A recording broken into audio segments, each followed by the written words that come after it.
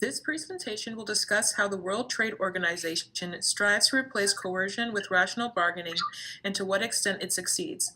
Throughout the slides, we will explain the role and structure of the WTO, how it helps countries get along using rational bargaining, as well as its failures, criticisms, and relation to Leviathan reason. During the 1930s, unfair trade practices were used worldwide, mostly due to the lack of rules and regulations within markets. Throughout this period, countries were limited in the way they could adjust to economic forces such as price deflation and exchange rate depreciation. In response, countries either chose exchange rate depreciation or protectionism. One example of how protectionism within trade backfired takes place in the United States. Around the time of the Great Depression, the Tariff Act of 1930 was set in motion as a remedy to save U.S. factories. Essentially, it restricted trade with other countries. The act raised tariffs on American imports, resulting in other countries hitting each other and the U.S. with tariffs.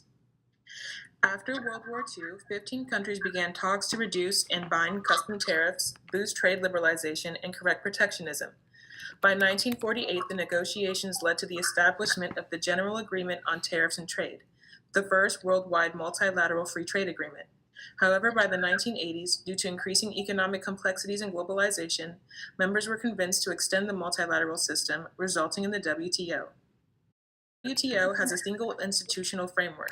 According to its structure, it is headed by a ministerial conference and consists of a general council, which has representatives from all 164 member governments and oversees the operation of the agreement and ministerial decisions. The council also acts as a trade policy review mechanism and dispute settlement body to resolve disputes between members. Now that I've covered the history and structure of the WTO, I'm now going to pass it over to Camille, who will talk about the Dispute Settlement Board and what makes it unique. The most unique part of the WTO is the Dispute Settlement Board, which acts as a quasi-court for members and can make binding judgments that force countries, such as through sanctions, to change their domestic laws. While enforcement is up to the states, this has become a powerful platform that pushes for fair trade practices and allows for member states to keep an eye on the trade partners' trade barriers.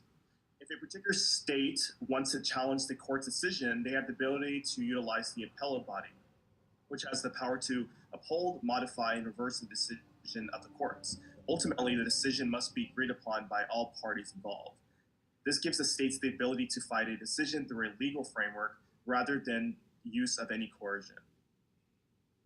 The WTO's Dispute Settlement Board is one of the most unique platforms in the world and gives countries of all sizes, particularly smaller nations, the opportunity to challenge larger nations and ensure they aren't being taken advantage of. Because there's an accountability for all countries, states will need to adjust, and subscribe to fair trade practices at all times. Ultimately, it promotes the idea that multilateral negotiations is always more effective than conflicts between nations. There are two cases that demonstrate how impactful the Dispute Settlement Board has been since the establishment of the international organization. In case number one, European communities challenged the United States in their appeal that the U.S. failed to repeal the Anti-Dumping Act of 1960. After multilateral negotiations failed, the court case was brought to the DSB, then went to the appellate board. Ultimately, the U.S. decided to implement the recommendation of the DSB and establish the Miscellaneous Trade and Technical Corrections Act of 2004. In case number two, Turkey decided to ban pet food imported from European countries, including Hungary, due to the spread of the mad cow disease. Hungary submitted that there was no danger of cross-infection.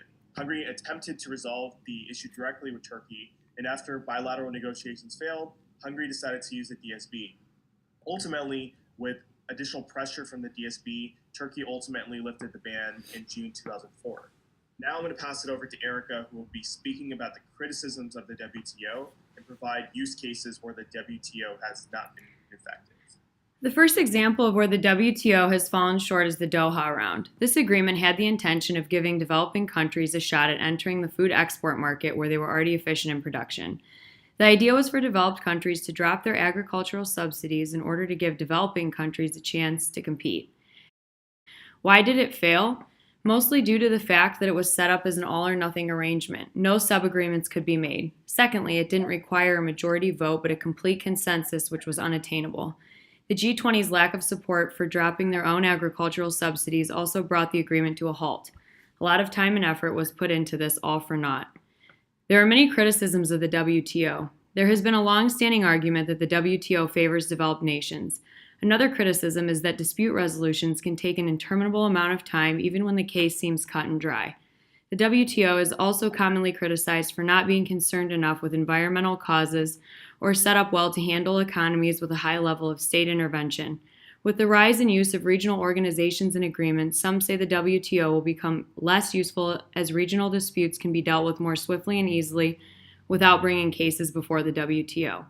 In reference to Hobbes, while he did not believe one massive global government was necessary, his theories left open the possibilities of some international governing bodies with sovereigns interacting on an international stage. While arguments can be made that the WTO has its weaknesses, it is arguably one of the most successful international organizations in promoting rational bargaining and discouraging coercion in global governance by providing a forum for dispute resolution and appeal. Allowing countries to amicably solve trade disagreements helps to stave off power struggles and even potential conflict. As the cost-benefit graph shows, the benefits from states not entering into trade wars as a result of the WTO far outweighs the costs of not always having ideal trade talks. This is another demonstration of how this organization helps lessen coercion and promotes rational bargaining, as has been shown throughout this presentation. We conclude with a couple discussion questions on the screen for reflection and commenting by the rest of the class.